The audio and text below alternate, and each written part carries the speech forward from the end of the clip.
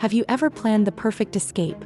Sun, sand, best friends, zero responsibilities, only for everything to go so spectacularly wrong that you actually end up calling your mom in tears from a foreign jail cell? I thought I'd be coming home with a tan and some cute vacation pics. Instead, I got the scariest, wildest story of my life. Buckle up, because this is how my dream beach vacation went sideways in ways I never imagined. So, it all started during that long, soul-crushing winter when every single one of my friends seemed to be at their breaking point. We were in our mid-20s, basically running on caffeine and burnout, and everyone was desperate for a change of scenery. Enter my best friend, Priya, the queen of finding cheap flights and hyping up impossible plans. Priya put it out there: what if we did like a real beach trip? International, not just another road trip. Within a week, 4 of us, me, Priya, James, our group's class clown, and Lydia, the mom friend, were booked for an insanely cheap package to this tiny coastal town in Mexico. I got the impression it was more laid back than luxurious, but that was half the point. We just wanted sun, tacos, and zero stress. The day we left, our group chat was blowing up with dumb memes and packing list.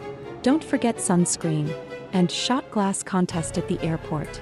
The flight was chaos, as all cheap flights are. But we landed, crammed into a janky van taxi, and by sundown we were checked into the cutest little Airbnb with whitewashed walls, hammocks, and an ocean view. Pure Instagram goals.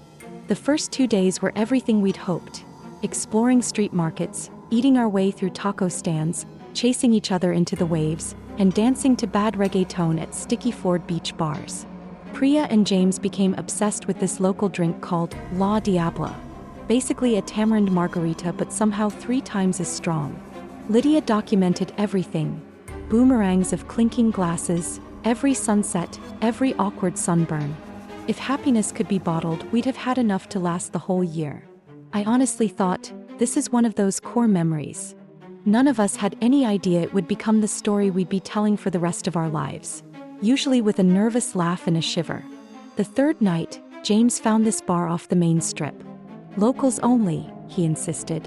The kind of place where everyone's a regular, the lighting is suspiciously dark, and cash is definitely preferred. Lydia was hesitant, but Priya and I egged her on.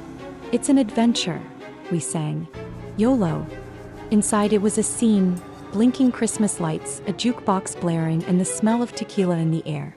We immediately made friends with the bartender, who kept sliding us free shots and telling us stories in Spanglish. James was in his element, charming everyone with his bad jokes and dance moves. He even got pulled into a salsa circle by a group of rowdy locals. Priya, ever the social butterfly, started chatting up a handsome guy named Tomas, who said his cousin owned the place and could get us into the real party. Looking back, there were like 80 red flags. Do not follow strangers at midnight in a foreign country, no matter how cute they are or how fun the night seems.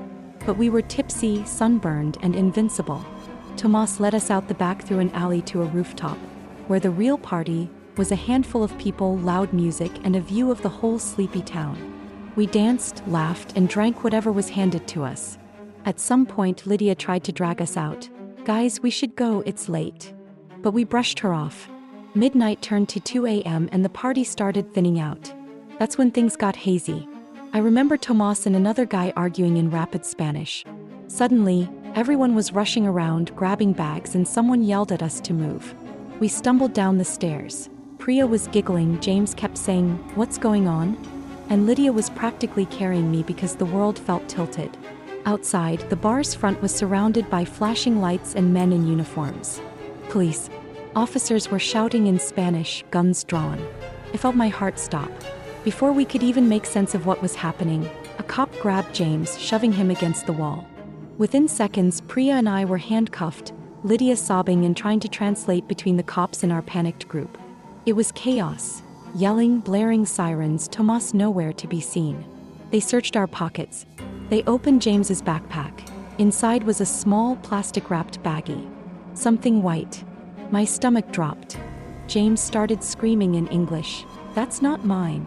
That's not ours." But the cops ignored him. Within minutes, we were all loaded into the back of a police truck, wrists zip-tied, staring at each other in silent, traumatized terror. We tried to explain we were just tourists, that whatever they found wasn't ours, but it was like shouting into a hurricane. Lydia, shaking, whispered, "This isn't happening. This isn't real." Priya was sobbing. James looked stunned, his eyes wide with fear. I sat absolutely frozen. The ride to the station felt like it lasted forever, every bump and shout a blur in my memory. They separated us as soon as we arrived, shouting commands we barely understood. I watched them lead James and Priya one way, Lydia another, and I was pushed into a cell alone, the door clanging shut in my face. I collapsed on the hard bench, tears finally spilling out.